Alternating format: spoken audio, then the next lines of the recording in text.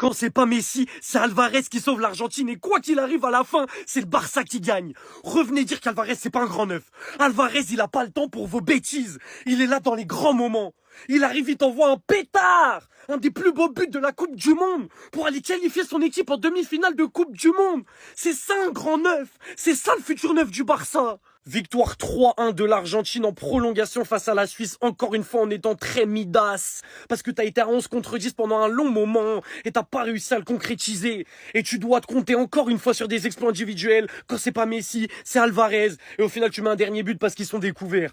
Mais c'est moche. Si tu joues comme ça contre l'Angleterre, tu rentres chez toi, c'est clair et net. J'anticipe directement les fous du bus qui vont me dire qu'il n'y a pas jaune de simulation ici. Vous êtes des malades. Vous n'aimez pas le football. Si pour vous, vous ne mettez pas jaune à une grotesque simulation pareille, vous n'aimez pas le football. Ou alors vous aimez le football de tricheur, j'en sais rien. Léo Messi aura encore une fois été décisif ce soir en faisant la passe décisive sur le premier but. C'est loin d'être son meilleur match avec l'Argentine en Coupe du Monde, on est d'accord. Mais voilà, il fait encore le travail sur le premier but, son travail de capitaine. Peut-être que s'il fait pas cette passe D, l'Argentine rentre chez elle ce soir. Donc voilà, quand tu dois compter sur Messi, bah tu peux compter sur lui. L'Argentine se qualifie donc pour la deuxième fois consécutive dans le dernier carré, mais elle a montré des terribles limites, des terribles faiblesses.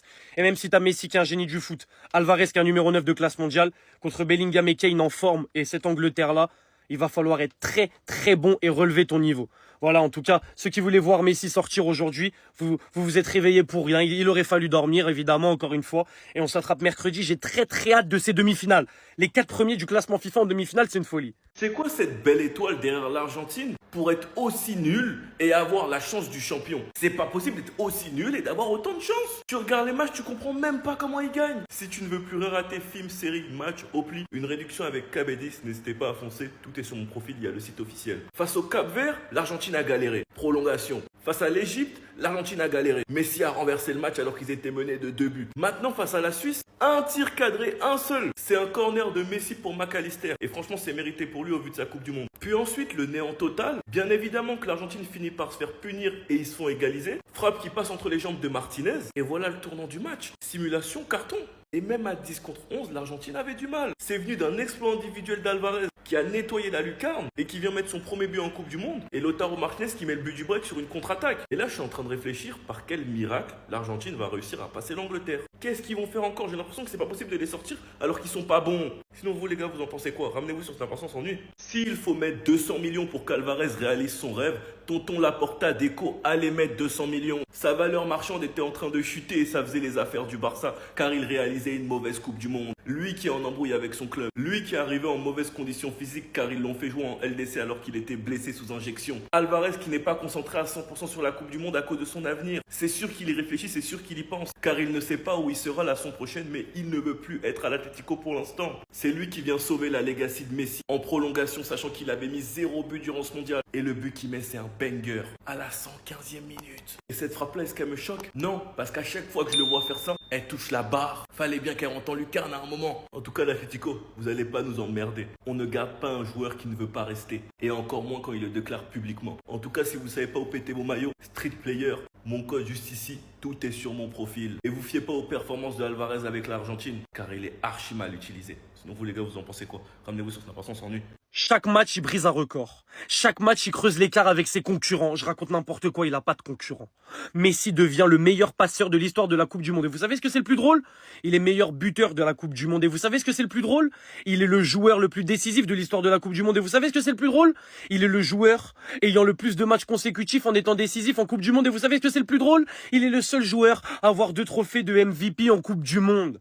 C'est un malade, c'est le meilleur joueur de l'histoire de la compétition, incontestablement. En fait, ce qui est choquant avec Messi, c'est qu'aujourd'hui, pour du Messi, le match, il est nul. Voilà, dans le jeu, il n'a pas forcément fait trop de différence, etc. Il fait quand même sa passe D, il va quand même briser un record en n'étant pas ouf dans le jeu. Par rapport à du Messi, évidemment, c'est un joueur banal, fait ce match-là, on dit que c'est un malade mental, mais c'est les standards de Messi. Donc il brise un record en faisant un match Midas. C'est terrifiant. La force de caractère de Messi, il va falloir en parler. Parce que pendant longtemps, on a dit que c'était pas un meneur d'hommes. Qu'il était juste bon sur le terrain, mais il savait pas parler à ses joueurs. Il savait pas mener une troupe. En 2022, on a vu en étant capitaine comment il a mené ses troupes. Là, il est capitaine et 3 fois en phase finale, les 3 matchs, l'Argentine revient d'entre les morts. Cap-Vert, tu dis, ils vont se faire éliminer, le Cap-Vert est intouchable, ils arrivent à gagner.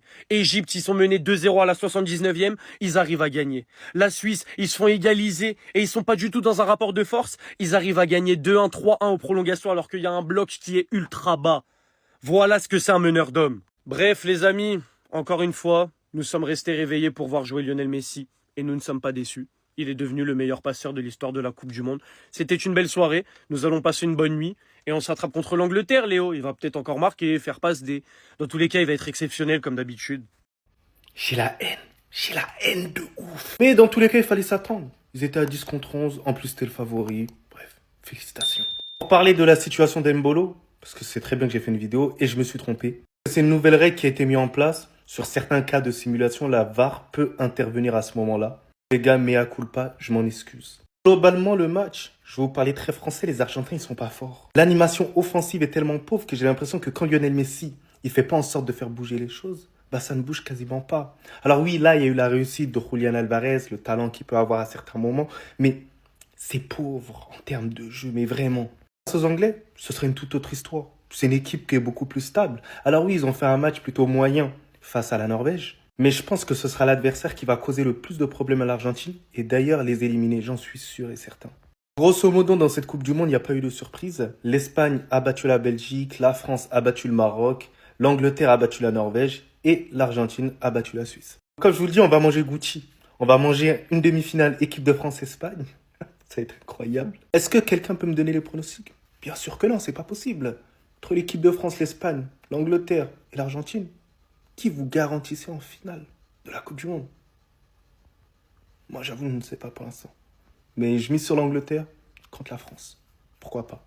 Il a saccagé son équipe pour une qualification en demi-finale de Coupe du Monde, car la Suisse était meilleure que l'Argentine. L'égalisation des Suisses a sonné l'Argentine, eux qui avaient qu'un seul tir cadré. Un seul tir cadré pour les Argentins. T'as déjà un carton jaune, car t'as été en retard sur une intervention. Comment tu peux simuler? Comment tu peux simuler avec toutes les technologies qu'il y a?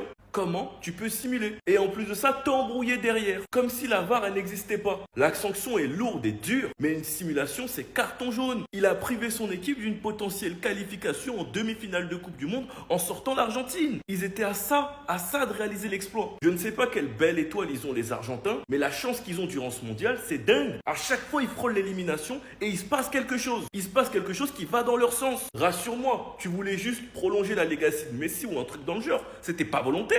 Pourquoi simuler? Pourquoi faire? Ça servait à quoi?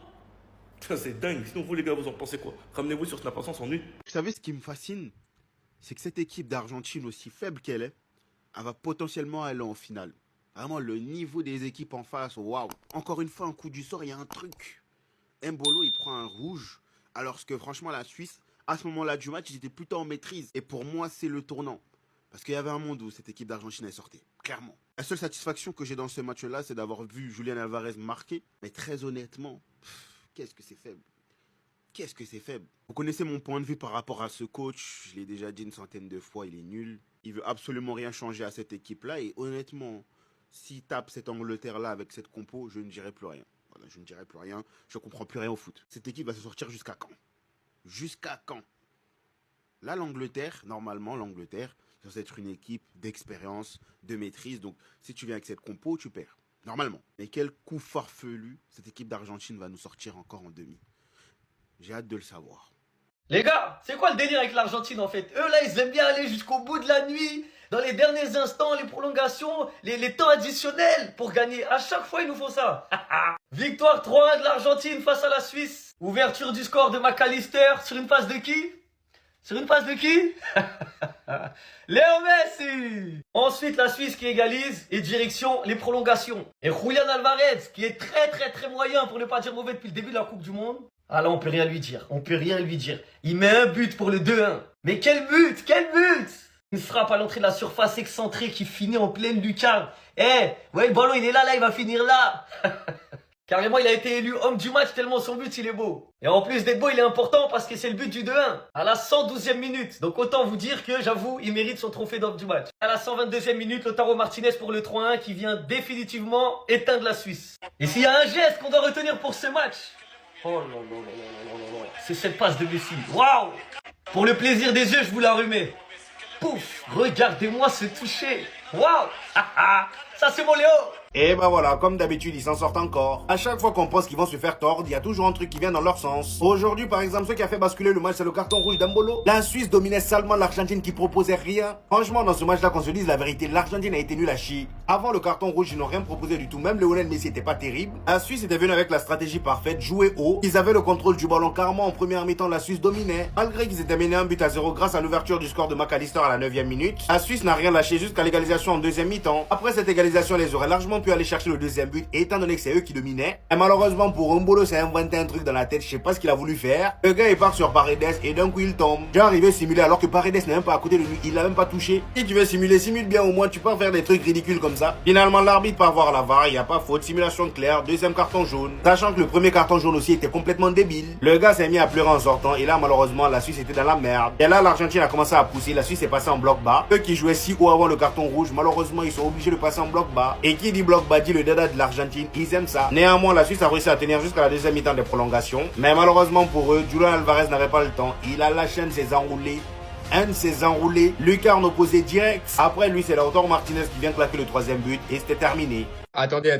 Bien évidemment, à la fin du match, il est élu MVP et c'est 100% mérité. C'est vrai que normalement, avec l'Argentine, la personne qui fait le boulot à 100%, qui est présent au four et au moulin, c'est Messi. Mais aujourd'hui, bon, Messi, il a eu un petit peu de mal, mais il est quand même pas sûr sur le premier but, hein, je tiens à le préciser. Et surtout en prolongation pour venir sauver l'Argentine. En sachant que c'était vraiment très compliqué, à un moment où limite tout le monde se disait peut-être que l'Argentine va aller au tir au but, peut-être que l'Argentine va sortir. C'est à ce moment-là que l'araignée, c'est à ce moment-là que Araña est sorti de sa toile et qu'il est venu envoyer ce banger. Les gars, on parle pas d'un tapis, non? On parle d'un banger à 150 millions. Un banger qui envoie ton pays en demi-finale de Coupe du Monde. Julian Alvarez. Et dire qu'il y a des Barcelonais qui ont douté. Hein. Tranquille, je suis très patient. Tranquille, on verra. Bref, en tout cas, l'équipe, n'hésitez pas à me donner vos avis dans les commentaires, histoire de savoir ce que vous en pensez. Et moi, je lirai tout ça.